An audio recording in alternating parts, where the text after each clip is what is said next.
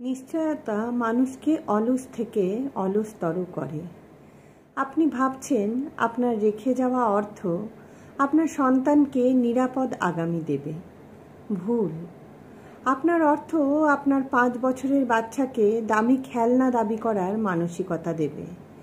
Class 10-এ পড়তেই সে চাইবে iPhone, ইন্টারে বাইক, অনার্সে গাড়ি, বিস্তর পকেট মানি, সেশন গ্যাপ দেওয়ার অধিকার, দামি ঘড়ি আর শুধু জাঙ্ক ফুডেই মাসে 10,000 টাকা।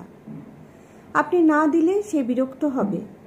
আপনাকে কৃপণ আর সন্তানের ইমোশনের গুরুত্ব না দেওয়া হার্টলেস বাবা মা মনে করবে। আমি বিশ্বাস করি যার যার পাপ পুণ্যের মতোই যার যার অর্থ। পরিশ্রমের প্রাপ্তি তার হওয়া উচিত। আপনার কিছু স্বপ্ন ছিল। আপনি কলেজে পড়ার সময় ভেবেছিলেন আমেরিকা না হলেও অন্তত নেপাল ঘুরে আসবেন, তীর্থে যাবেন। সেই স্বপ্ন আপনি ভুলে গেছেন সন্তানের নিশ্চিত ভবিষ্যতের ভাবনায়। আপনার এই ত্যাগ সন্তানের কাছে শুধুই দায়িত্ব পালন। অপরাধ সন্তানের নয়, কিন্তু ভুল আপনার। আপনি তাকে জানিয়েছেন যা আমার তার সবই তোমার। আমি তা করিনি, করবও না। যা আপনার তা শুধুই আপনার। আপনার মৃত্যুর পর তারা পেলেও পেতে পারে, নাও পেতে পারে।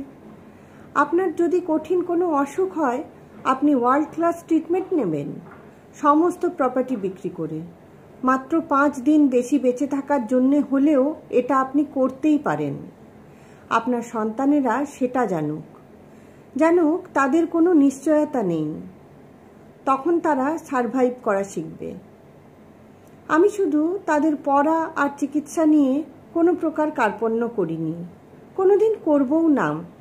মা হিসাবে, একজন মানুষ হিসাবে, অন্য একজন মানুষ যাকে আমি এই ধরনীতে এনেছি তার প্রতি আমার এটুকুই দায়িত্ব। তারপর সে পৃথিবীর সন্তান। তারপর তাকে আরও লক্ষ সন্তানের সাথে দৌড় দিতে হবে। নিজের জায়গা নিজেকে তৈরি করতে হবে। যদি পারে সে, তবেই জীবনের আনন্দ সে জানবে। আমার রেখে যাওয়া অর্থ দিয়ে সুখে থাকা আর অন্যের পোশাক পরে সম্মান ঢাকা একই জিনিস। আপনার সন্তানেরা অন্তত এইটুকু বুঝুক, এইটুকু মেরুদণ্ড তাদের হোক।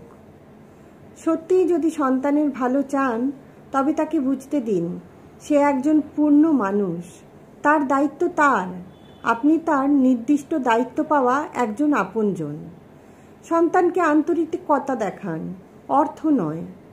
যদি পারেন জেনে রাখবেন, আপনার 10 বিঘা জমি ছিল, আপনার সন্তানের 12 বিঘা হবে। আপনারটুকু না নিয়েই হবে।